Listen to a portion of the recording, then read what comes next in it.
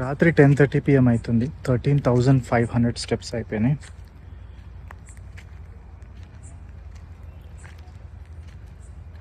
ఈరోజు మార్నింగ్ అంతా బిజీ ఉంది, చాలా బిజీ ఉంది.